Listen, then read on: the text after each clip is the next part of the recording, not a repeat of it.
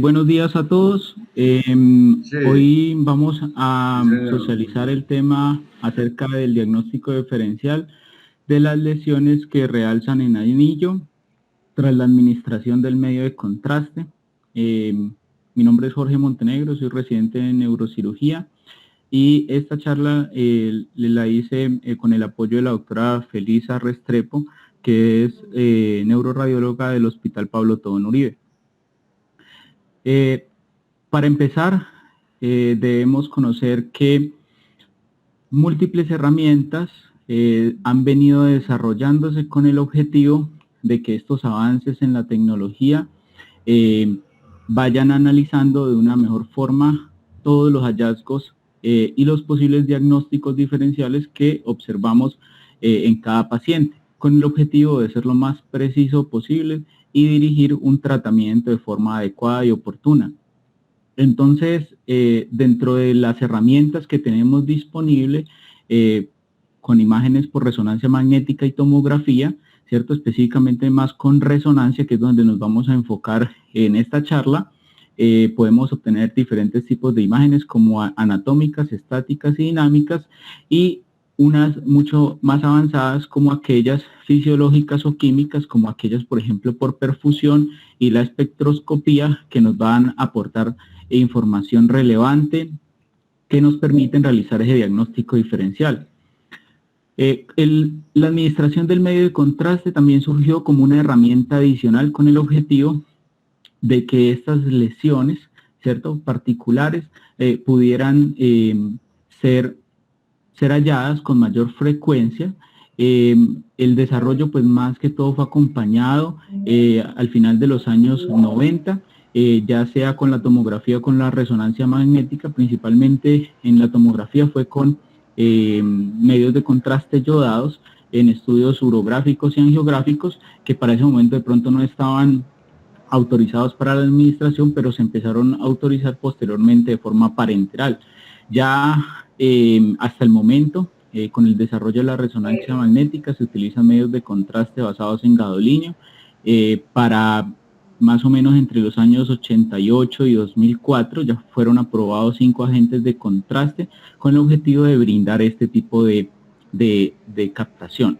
Esta es una gráfica en la cual podemos observar los distintos tipos de medio de contraste basados en gadolinio, donde podemos encontrar su nombre comercial, su nombre genérico y la estructura química. Estos se dividen en dos tipos: aquellos que son macrocíclicos y aquellos que son lineales. Los que usualmente se han asociado a una menor probabilidad de generar un efecto adverso son aquellos que son Pueden macrocíclicos. hablar todos si quieren. Tengan el Como podemos micrófono observar, abierto. la flechita entre Pero más pueden hablar todos. aumenta hacia arriba, pues son aquellos que menor efectos adversos han mostrado. Usualmente el efecto adverso que más se asocia es el hallazgo de una fibrosis sistémica nefrogénica o una dermopatía fibrosante nefrogénica. Fue descrita inicialmente en el 97 y usualmente se genera en pacientes que tienen una falla renal preexistente, usualmente con unas tasas de filtración glomerular por debajo de 60. Entonces, en estos pacientes es en quienes debemos tener mayor precaución a la hora, pues, de considerar si el beneficio supera el riesgo y tener medidas preventivas con el objetivo de disminuir el riesgo, aunque la literatura es muy controversial desde su aparición, porque no encuentran un hallazgo causal en relación a este tipo de alteraciones. Entonces, para poder entrar a explicar un poquito acerca de la captación y cómo sucede, debemos saber que el realce, ¿cierto?, del material de contraste lo podemos encontrar de dos formas: un realce intravascular y un realce intersticial. Entonces, el realce intravascular usualmente lo vamos a observar en aquellos procesos o fenómenos donde va a haber neovascularización, va a haber fenómenos de vasodilatación e hiperemia, debido a que se acorta el tiempo de tránsito medio por un aumento en el flujo o un aumento en el volumen. Y esto lo vamos a ver representado por cambios a nivel del flujo sanguíneo cerebral, el volumen sanguíneo cerebral y el tiempo de tránsito medio. Y a nivel del realce intersticial extravascular, lo que prima en este caso es la integridad de la barrera hematoencefálica. Como sabemos, en una barrera hematoencefálica que está normal, ¿cierto? Ella no va a ser permeable a este tipo de compuestos, entonces la patología la vamos a observar es en distintos fenómenos, usualmente en inflamación, isquemia o en aquellos fenómenos de sobrecarga de presión como los que aparecen en eclampsia e hipertensión.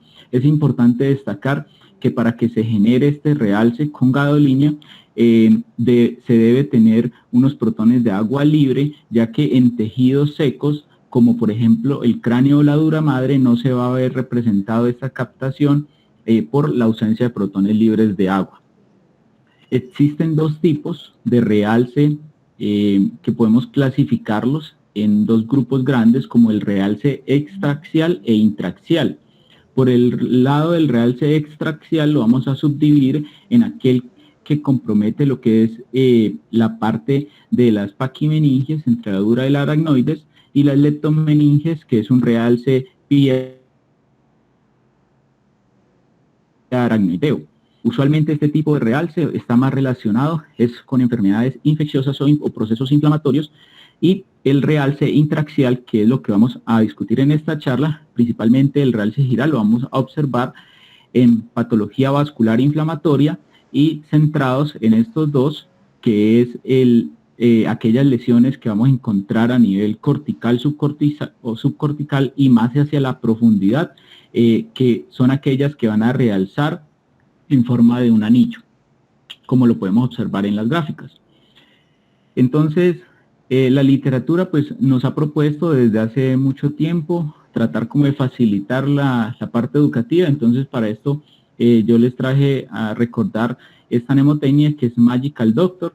En la imagen pues la traje fue representativa hacia eso, en la cual cada una de estas letras nos pueden orientar o recordar hacia qué tipo de enfermedad puede generar como tal un realce en anillo. Entonces, en la mayoría de los casos podemos observar que el glioblastoma, ¿cierto? Casi con el 40% se presenta, seguido por la metástasis, el absceso y las enfermedades desmielinizantes. Estos hallazgos, pues, y la proporción lo describieron en estudios que ya fueron realizados hace unos años, pero que nos puede orientar acerca de cuáles son las más frecuentes. Yo pienso que la forma más fácil de agrupar las patologías es primero en patología tumoral, como lo voy a presentar, seguido por patología infecciosa, y por último vamos a hablar unos aspectos de la enfermedad desmielinizante, específicamente de la esclerosis múltiple. Entonces vamos a empezar con la metástasis cerebral. A grandes rasgos debemos conocer que puede presentarse en distintos lugares, puede presentarse a nivel parenquimatoso, leptomeningio o dural. La mitad de todos los tumores cerebrales es ocasionado por una metástasis, principalmente el primario se va a encontrar en pulmón, mama, renal, colorectal y melanoma. Y esto es importante saber distinguirla porque incluso hasta en el 30% no se va a poder encontrar este primario y nos puede orientar hacia una búsqueda posterior. Como la ubicación de la lesión va relacionado con su fisiopatología, entonces ellas se van a ubicar a nivel córtico-subcortical y como es la ubicación tan elocuente, nos va a generar síntomas a pesar de que las lesiones sean muy pequeñas. Usualmente la irrigación anterior, el territorio de la irrigación anterior es donde se va a ver más comprometido, entonces es allí donde vamos a ubicarlas en primer lugar. Entonces, por ejemplo, esta es una imagen de un paciente en la cual observamos un T1 axial contrastado, donde una imagen a nivel de la región frontal en la unión córtico-subcortical muestra un realce anular, ¿cierto? Usualmente son lesiones pequeñas. En la mitad de los casos podemos encontrarlas únicas y en la otra mitad múltiples. La mayoría van a estar supratentoriales, como lo podemos observar en la imagen en un corte coronal, asociados a un edema vasogénico que va a ser desproporcionado o mayor al tamaño de la lesión que podemos observar. En esta siguiente imagen podemos observar, por ejemplo, cómo en un corte axial T1 sin contraste, podemos observar que se insinúan múltiples lesiones, algunas de ellas ya son hiperintensas en T1 que pueden estar relacionados principalmente a presencia de hemorragias, como lo observamos en algunos tipos de cánceres, como por ejemplo aquellos que provienen de las células renales, el coriocarcinoma, el tiroides, pulmón y melanoma. Si nosotros administramos medio de contraste, va a haber un realce, ¿cierto?, de todas estas lesiones y algunas secuencias adicionales, como las secuencias de susceptibilidad magnética, nos pueden permitir encontrar si estos hallazgos que sospechamos en el T1 simple pueden ser relacionados con calcio o sangre, específicamente como lo podemos observar en esta lesión que muestra una hipointensidad en esta secuencia.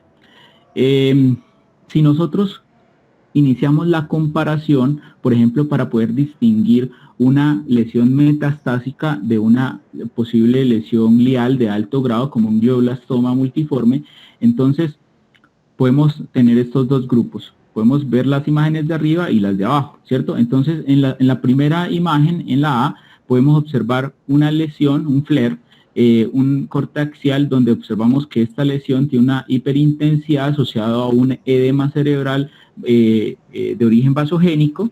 Tras la administración del medio de contraste podemos observar esa misma lesión con un realce anular y la secuencia de perfusión nos va a aportar en realidad la mayor información debido a que va a mostrar en el caso del glioblastoma multiforme, ¿cierto?, un aumento en la perfusión en la periferia, que es esa zona del edema cerebral asociado a la captación en anillo. Entonces, si nosotros tenemos un caso en el cual el edema vasogénico asociado a esa lesión va a tener un aumento en la perfusión, nos orientaría hacia un glioblastoma multiforme, mientras que en contraste a la metástasis, el edema va a ser desproporcionado y ese edema a nivel de las imágenes de perfusión no va a tener un aumento de perfusión en contraste a la lesión misma.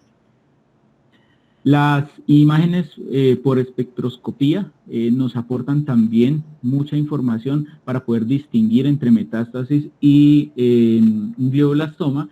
Entonces, por ejemplo, en esta espectroscopía con multivoxel, si nosotros tomamos también información acerca del centro de la lesión, podemos observar que va a haber una cantidad incrementada a nivel de los lípidos, como lo podemos observar en esta gráfica, y a nivel de la colina.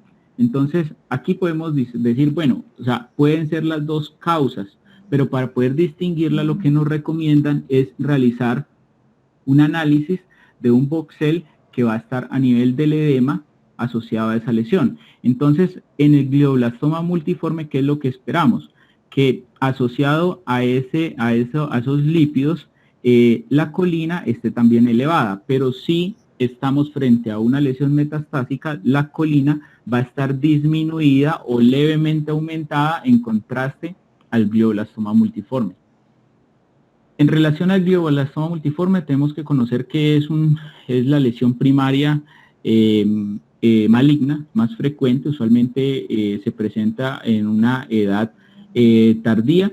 La última clasificación de la OMS del 2021 lo clasifica como un grado 4 de entrada en relación a su pronóstico y destaca la importancia de una clasificación molecular, como lo observamos, para poder determinar su relación con el tratamiento adyuvante que podemos brindar y una posible respuesta que vaya a tener este paciente.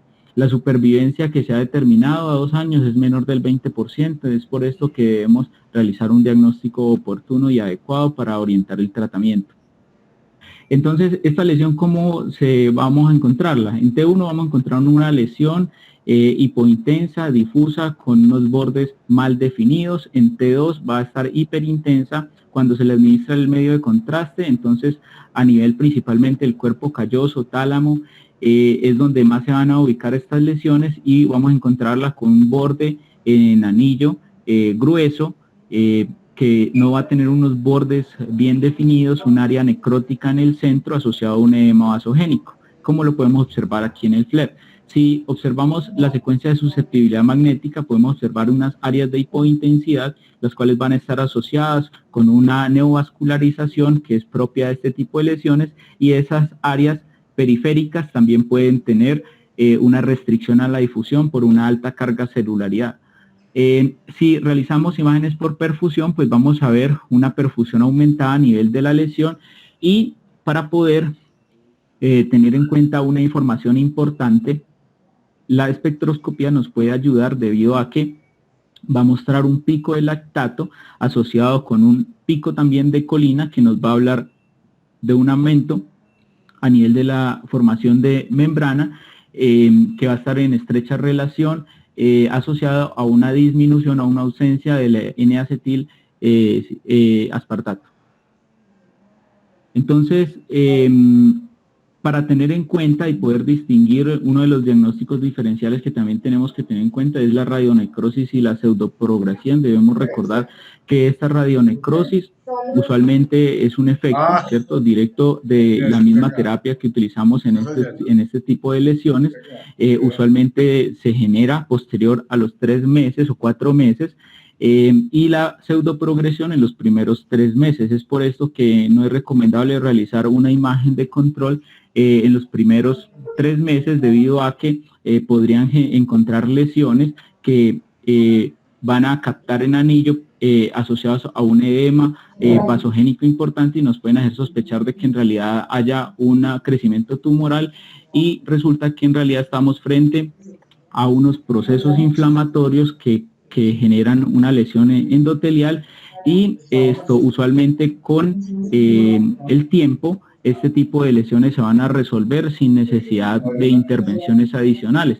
Es importante saber que las imágenes de perfusión nos van a ayudar mucho, y la espectroscopía, para poder diferenciarla de una real progresión, debido a que en el caso de una real progresión va a haber un aumento en la perfusión, y esto usualmente se van a asociar, como lo podemos observar, en el caso de una pseudoprogresión, aumento de lípido y lactato, que nos ayuda a saber que hay una necrosis en la lesión, pero la colina va a estar levemente aumentada o disminuida en relación o en contraste a una verdadera progresión en la cual va a estar aumentada.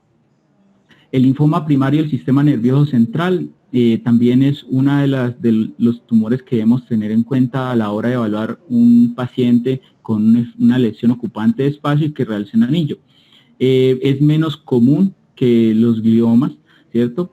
Usualmente la población que vamos a ver afectada son aquellos pacientes que van a tener una inmunosupresión. En la mayoría de las biopsias lo que vamos a encontrar es un linfoma difuso de células B grandes. La afectación puede ser múltiple desde el mismo parénquima cerebral, las leptomeninges, a nivel ocular y en la médula. Usualmente en pacientes inmunocompetentes va a aparecer a nivel de la 5ª década de la vida, pero en pacientes inmunocomprometidos no va a tener una edad establecida como tal, y va a verse relacionado estrechamente al estado de inmunosupresión. Dentro de los factores de riesgo, cuando ocurrió la epidemia del VIH, es cuando comenzamos a ver este aumento progresivo, y ya con el control y el inicio de los antirretrovirales, ya posteriormente fue comenzando a disminuir, pero con las múltiples terapias, principalmente en pacientes post-trasplantados, también han mostrado un aumento en la incidencia de este tipo de lesión. Entonces, en pacientes inmunocompetentes, el linfoma lo vamos a encontrar de esta forma. Entonces, en el T1 podemos observar una lesión ocupante de espacio mal delimitada, hipointensa, asociado a un edema vasogénico. Si lo observamos en el T2, vamos a observar también una lesión hipointensa, ¿cierto? Asociado al edema, que va a estar mejor delimitado en el FLAIR, y si administramos medio de contraste, va a haber una captación homogénea, ¿cierto?, de la lesión. La susceptibilidad magnética no nos va a mostrar una vascularización o calcificaciones, y va a haber una restricción a la difusión, que es muy característico de este tipo de lesión. Si observamos esta última imagen en la cual evaluamos la perfusión de la lesión, pues vamos a encontrar una ausencia como tal de perfusión. es muy diferente a lo que podemos encontrar en un paciente inmunosuprimido, que es donde se ha descrito ese cambio de que el realce como tal no es homogéneo, sino es en forma de anillo, y es cuando debemos comenzar a pensar otro tipo de lesiones, porque, por ejemplo, miren, esta lesión que describimos aquí, es una lesión que compromete el cuerpo calloso, tiene un edema cerebral asociado, a favor pues es un poco bien delimitada, en contraste, por ejemplo, un glioblastoma o como otros diagnósticos diferenciales que podemos observar y que tiene algunas áreas de restricción a la difusión. Pero ¿por qué? ¿Cómo podemos diferenciarlo? Entonces, en la espectroscopía podemos encontrar que típicamente este tipo de lesión va a estar asociado a un pico de lactato y a un pico de lípidos que es muy característico, en contraste, por ejemplo, a un glioblastoma multiforme que no va a tener este pico de lípidos asociados. Y la colina también va a estar ausente o disminuida, como lo observamos en esta espectroscopía. Ya pasando al grupo de las causas infecciosas, entonces el absceso bacteriano es una de las lesiones que tenemos que tener muy en cuenta por la frecuencia con la que sucede. Usualmente afecta a una población que es económicamente activa. Dentro de los factores que tenemos que tener en cuenta es principalmente la presencia de catéteres permanentes, que el paciente tenga una bacteriemia y una endocarditis, que tenga, por ejemplo, válvulas protésicas o infecciones en los senos paranasales que pueden generar una vía hematógena para poder generar ese absceso. Entonces, dentro de los agentes etiológicos que se encuentran con frecuencia, el primero es el estreptococo, seguido por el estafilococo, específicamente el estafilococo aureus, casi en la mayoría de los casos, y por último los bacilos gram negativos. Los síntomas que se presentan pues dependen mucho de la ubicación de la lesión y el componente inflamatorio que se asocia. Dentro de la patogenia es importante describir que existen unas etapas en la cual vamos a darle una mayor importancia y tener en cuenta esta etapa capsular temprana, debido a que si nosotros realizamos, por ejemplo, un estudio patológico de estas lesiones, encontramos que a nivel, por ejemplo, en esta etapa, a nivel principalmente del tejido de granulación, como lo podemos observar, hay una gran vascularización, y esto es una de las cosas que en un momento les voy a comentar y la importancia. En relación a la resonancia magnética, entonces, ¿cómo podemos observar el absceso cerebral de origen bacteriano? Entonces, usualmente la lesión en el T2 va a ser una lesión ocupante de espacio hiperintensa asociado a un halo que es hipointenso y un edema vasogénico marcado con un efecto de masa. Si administramos contraste, entonces esta captación del medio de contraste va a ser en un anillo que es fino y bien delimitado, y algo muy característico es que va a tener una restricción a la difusión. En este caso, por ejemplo, este paciente, este absceso drenó al sistema ventricular y generó que ese contenido purulento también esté dentro de los ventrículos, como lo observamos. La secuencia de susceptibilidad es muy importante, ya que nos permite describir este signo que es patognomónico o es muy frecuente en abscesos de origen piógeno, en el cual ese anillo que observamos en T2, cuando lo vemos en susceptibilidad, vamos a ver un doble anillo, un doble borde, primero un borde hiperintenso seguido de un borde hipointenso, que es típico de estas lesiones. La perfusión nos va a ayudar mucho, ¿por qué? Porque nos va a describir, como lo habíamos mencionado, hiperintenso en T2, en T1 va a ser hipointenso con captación en anillo de forma homogénea y fina. En susceptibilidad vamos a ver el doble anillo, hiperintenso e hipointenso. Va a haber una restricción a la difusión y la perfusión va a estar ausente o disminuida a nivel de la lesión. Esta es la característica que debemos tener en cuenta. Si nosotros sospechamos que estamos frente a un absceso, pero nos encontramos en el que haya una captación a nivel periférica, un aumento, perdón, de la perfusión a nivel periférica de la lesión, debemos tener en cuenta que en esa etapa capsular temprana que ocurre entre los 10 y los 13 días aproximadamente, va a haber una neovascularización y unos procesos inflamatorios que va a aumentar la permeabilidad a nivel de la barrera hematoencefálica, mostrando este aumento en la perfusión. Vamos a observar también esas áreas de microhemorragias, como lo observamos en esta imagen de susceptibilidad. Entonces debemos tener en cuenta que también puede presentarse específicamente para esta etapa del absceso. En la espectroscopía, entonces, ¿por qué se caracteriza? Por un aumento en el lactato, como lo observamos, y va a estar acompañado unos picos de acetato y succinato con una disminución o un leve aumento en la colina que nos puede contrastar con el diagnóstico diferencial de un glioblastoma multiforme, por ejemplo. En relación a la tuberculosis, que es otro de los diagnósticos diferenciales en estudio, debemos tener en cuenta que esto puede afectar múltiples áreas del cerebro, ¿cierto? Desde las meninges, el parénquima cerebral, la médula, la bóveda craneal, la columna. Usualmente se presenta en una población más joven. Tenemos dos grupos de patologías que nos van a generar, o dos presentaciones específicamente que nos van a generar lesiones ocupantes de espacio con captación en anillo. Una es el tuberculoma, el cual se va a caracterizar por no contener bacilos, ¿cierto? Va a tener un centro con una necrosis caseosa y va a estar rodeado por una cápsula con un proceso granulomatoso, específicamente con una alta cantidad de células mononucleares, en contraste al absceso tuberculoso, que sí contiene bacilos, y en el centro vamos a encontrar pus semilíquido y una cápsula neovascularizada inflamatoria. Esta patología del absceso tuberculoso, donde lo vamos a encontrar más, es en población principalmente anciana e inmunocomprometida. Entonces, en la resonancia magnética lo que vamos a observar es lo siguiente.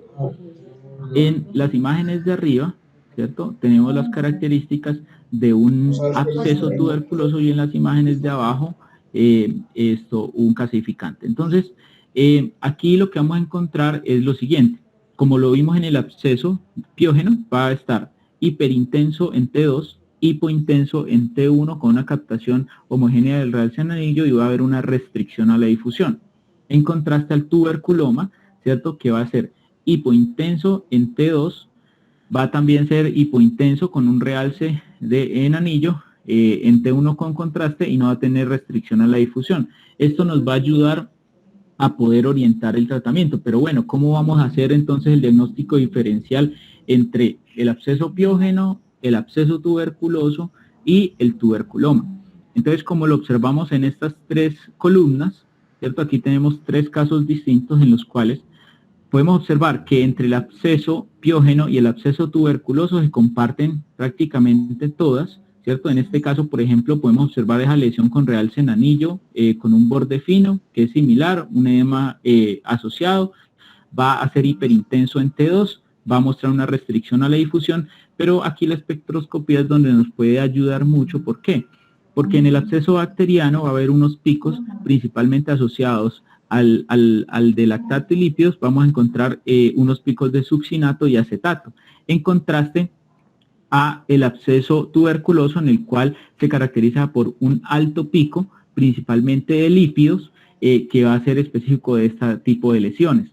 Y para contrastar con el tuberculoma, como lo podemos ver, va a ser hipointenso en T2, no va a tener restricción a la difusión, pero sí va a tener ese pico de lípidos que va a estar presente en las patologías de origen por tuberculosis.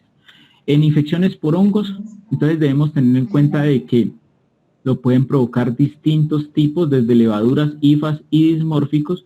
Principalmente la población afectada van a ser pacientes inmunosuprimidos, la mitad de ellos van a ser pacientes con VIH.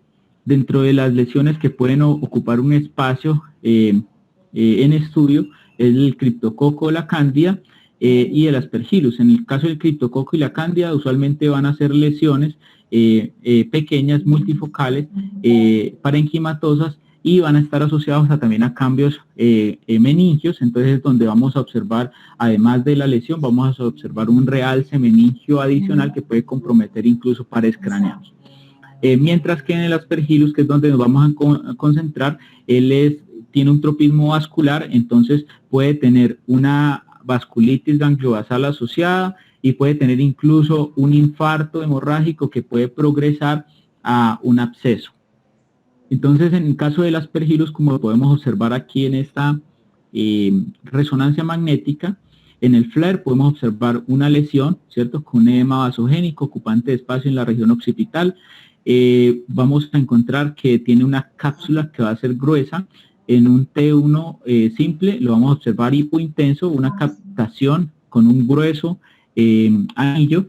Si observamos en las secuencias por difusión y el mapa ADC, podemos observar algo que es muy característico, que es unas proyecciones intracavitarias que nos van a apoyar más para este diagnóstico, y la susceptibilidad magnética, a diferencia, por ejemplo, del absceso por bacterias o por tuberculosis, podemos observar que también es grueso y mal definido. Entonces, por ejemplo, esto nos sirve para ayudarnos a orientar acerca del origen. En el absceso bacteriano, que es el que está arriba, podemos observar, como lo vimos hace un momento, una captación en anillo fina, ¿cierto?, con un doble anillo en la imagen por susceptibilidad, en contraste al de origen fúngico, en el cual, además de esa captación en anillo, que va a ser, en este caso está fina, pero en la mayoría pueden ser gruesas o mal definidos, con un componente, una proyección intracavitaria, podemos observar de que no vamos a encontrar este doble anillo que es característico del origen bacteriano. En relación a la toxoplasmosis, esta es una enfermedad parasitaria que es muy frecuente, principalmente en pacientes inmunosuprimidos. Es causado por el Toxoplasma gondii, y debemos tener en cuenta que otra población que es muy importante es aquellas en las cuales han requerido trasplante de células hematopoyéticas, y esto se presenta en los primeros 6 meses. Usualmente este tipo de patologías se presentan es por una reactivación secundaria de la inmunosupresión más que una infección primaria. Debemos tener en cuenta que se comporta como un absceso en el cual la estructura en estudio va a tener un centro que va a ser necrótico, vamos a tener una área intermedia hipervascularizada con traquizoitos y una periférica en la cual vamos a encontrar parásitos enquistados. Entonces, dentro de los signos que nos pueden orientar hacia el posible diagnóstico, vemos el signo del objetivo excéntrico, en el cual, como lo podemos ver en estas lesiones, con la captación en anillo, ¿cierto?, vamos a ver un componente que va a estar hacia la periferia, que ha sido descrito específicamente en este tipo de lesiones. ¿Por qué? Porque resulta que los hallazgos a nivel de, por ejemplo, de las imágenes en T2 y las imágenes en difusión, como lo observamos, pues no van a tener unas características que nos puedan permitir realizar ese diagnóstico diferencial. Y la captación del medio de contraste va a ser directamente proporcional a cómo están las defensas en este paciente. Entonces, dependiendo de la cantidad de CD4, si los CD4 están muy bajitos, secundaria a la inmunosupresión, la captación en anillo va a ser muy débil, mientras que si están normales puede ser mucho mayor. Entonces, podemos observarlo de esta forma.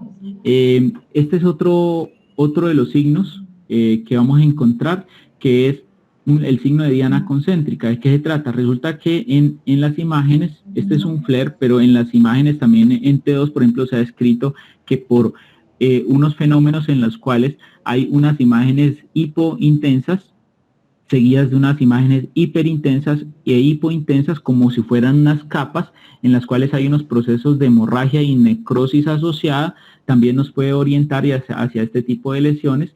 Si observamos, no va a haber un área de perfusión cerebral. Si nosotros, por ejemplo, comparamos un paciente con toxoplasma y un paciente con linfoma, no vamos a encontrar unos hallazgos que nos orienten hacia una patología u otra, ya que, por ejemplo, en pacientes inmunosupresos ambos diagnósticos caben. Como podemos observar, por ejemplo, en este paciente que posteriormente se encontró una toxoplasmosis, igual en el FLAIR tenía pues el edema asociado, en este caso este corte no captó la lesión en anillo, pero la perfusión estaba disminuida, al igual que en el paciente con linfoma, más por la localización que otra cosa. Entonces, ¿cómo se puede diferenciar? A través de estudios con tomografía por emisión de positrones. ¿Por qué? Porque resulta que al realizar estos estudios podemos encontrar que en pacientes que tienen toxoplasma no va a haber una captación como tal y no vamos a encontrar ese radiotrazador en la imagen, en la tomografía por emisión de positrones, mientras que en el linfoma vamos a encontrarlo como tal, delimitando la lesión. Entonces, ese es un algoritmo que encontré y que me pareció muy útil. Entonces, para poder tener en cuenta en aquellos pacientes inmunocomprometidos los distintos tipos de lesiones a los cuales nos vamos a ver enfrentados. Primero tenemos que distinguirlos por la perfusión. Entonces, si estas lesiones que realizan en anillo tienen una perfusión baja, ¿cierto? Tenemos que irnos a la difusión. Si hay una restricción homogénea, ¿cierto? Del centro de la lesión, entonces, y tiene asociado una susceptibilidad magnética con un doble anillo, estamos frente a un absceso piógeno. Si tenemos una restricción que puede estar también elevada, podemos tener en cuenta otra vez la susceptibilidad magnética. Cuando no hay unos hallazgos característicos en la susceptibilidad magnética, tenemos que observar el estudio de tomografía por emisión de positrones. Si es positivo, nos orientaría hacia un linfoma; si es negativo, hacia una toxoplasmosis. Pero si observamos en estas lesiones restantes que hay un anillo grueso, negro, oscuro, que nos permita sospechar de hemorragia, tenemos que diferenciarlas es en la cantidad de lesiones. Si hay múltiples y son pequeñas, nos orientaría más hacia un origen por cándida, pero si estamos frente a una lesión grande, podemos diferenciarla entre aspergillus o un linfoma que va a estar estrechamente relacionado con el virus de Epstein-Barr. Para finalizar, algunas palabras de esclerosis múltiple es muy importante tenerla en cuenta porque también puede generar una lesión con realce en anillo. Es importante saber que afecta a una población joven económicamente activa. La demostración como tal de las lesiones es lo que va a generar el diagnóstico, y los criterios de McDonald son los que se aplican en estos casos. Podemos ver dos presentaciones: una esclerosis múltiple progresiva primaria, que es menos frecuente, y una esclerosis múltiple benigna, que esto va a generar una discapacidad mínima o nula. Usualmente este tipo de lesiones van a afectar múltiples áreas del sistema nervioso, entre los nervios ópticos, el tallo cerebral, la médula espinal y la sustancia blanca cerebrosa y periventricular.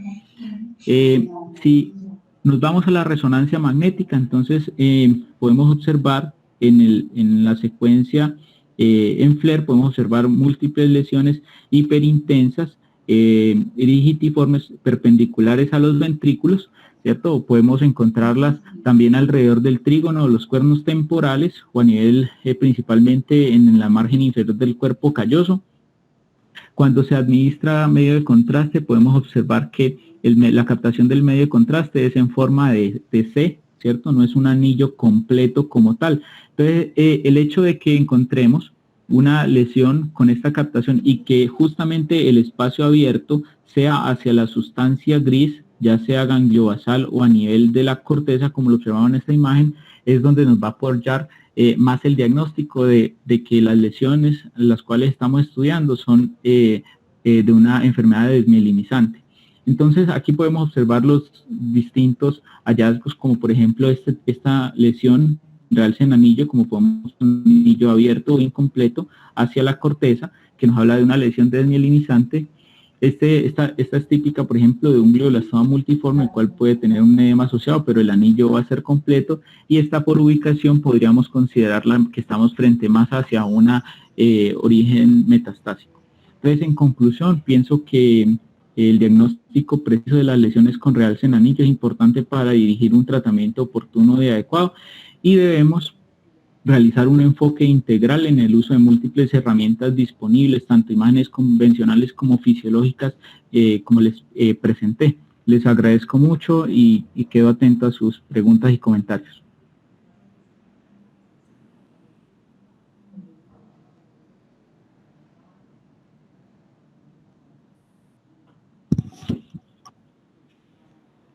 Muchas gracias. Me pareció muy interesante.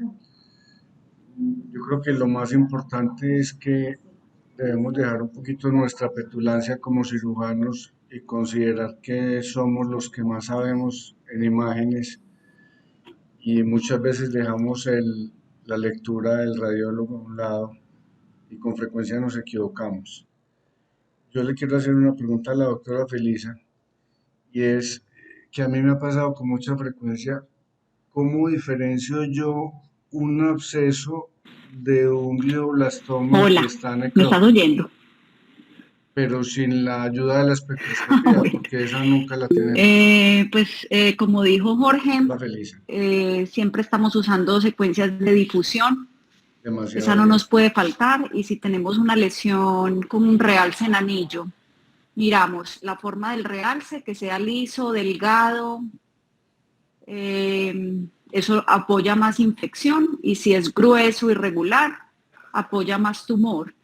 Si el contenido de esa con realce anular restringe, nos vamos para absceso porque quiere decir que el líquido que está dentro de esa lesión es muy espeso, pues cuando es purulento ese líquido espeso hace que no puedan difundir libremente las moléculas de agua y eso hace pues que restrinja la difusión. En cambio en los tumores necróticos ese líquido tiene antes aumento de la difusión o difusión facilitada, que es lo que nosotros decimos, que se comporta inverso a la restricción. La veríamos hipointenso en B1000 e hiperintenso en ADC. Entonces, digamos que siempre usaremos secuencias de difusión, el contenido de esa lesión, si restringe ser absceso, si no restringe, consideramos entonces las características del anillo. Y si tenemos perfusión, pues las infecciones no suelen tener aumento de la perfusión porque no hay neovascularización, mientras que los tumores primarios y secundarios tienen neovascularización y entonces un fuerte aumento de la perfusión, unas imágenes muy rojas, muy, muy perfundidas.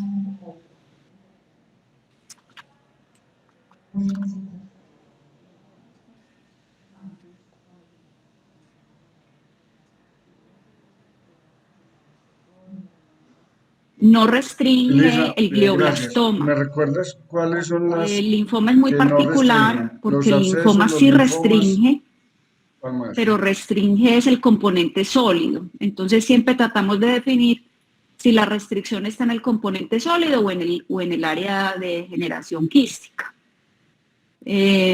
Porque, a ver, las cosas se van complicando, pues todos los pacientes son diferentes, pero si yo tengo un glioblastoma de paredes muy gruesas, esas paredes sí podrían restringir, y eso quiere decir que es un tumor de alta celularidad, pero es la cavidad quística la que no restringe. Entonces, si yo miro el contenido de la lesión, cómo está por dentro, si restringe es un absceso. Si no restringe, me voy más para glioblastoma, pero hay que tener en cuenta que los tumores sólidos de alta celularidad, como el linfoma y en algunas ocasiones el glioblastoma, el componente sólido sí puede restringir. Entonces hay que tratar de definir si la restricción es del líquido o si es de la pared sólida.